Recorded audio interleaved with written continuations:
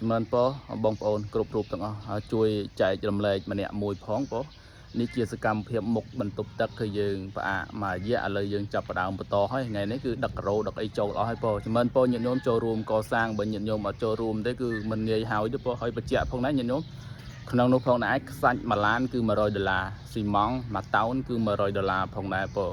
ហើយបើញាតិញោមពុទ្ធបរិស័ទជ្រះថ្លា1ការ៉េគឺ120,000រៀលឬក៏ញាតិញោមបងប្អូនប្រុសស្រីរបស់យើងទាំងអស់ចង់ចូលរួមកសាងទុកជាសម្បត្តិក្នុងវត្តគឺមួយបន្ទប់បងក្នុងមួយបន្ទប់គឺ$750ច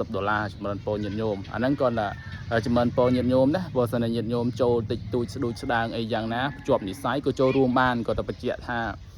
ស៊ីម៉ង់មួយតោនគឺ$100បងហើយនឹងខ្សាច់មួយឡានគឺ$100ផងដែរបងហើយ1ការ៉េគឺ120,000រៀលហើយមួយបន្ទប់$750ញាតិញោមជ្រះថ្លាយ៉ាងណាក៏តាមកម្លាំងសទ្ធាជ្រះថ្លាដើម្បីហើយណាបងឥឡូវយើងចាប់ផ្ដើមបន្តទៀតហើយបងកសាងបន្ទប់ទឹក15បន្ទប់នៅជាប់ដេប៉ូគេច្រើនណាបងសង្ឃឹមញាតិញោមយើងទាំងអស់ចូលរួមទាំងអស់គ្នាបងអរគុណច្រើនញាតិញោមសុខសប្បាយហើយសូមshareចែករំលែកម្នាក់មួយផងអរគុណច្រើនញាតិញោមជូនពរញាតិញោមបានសុខភាពល្អទាំងអស់គ្នាបង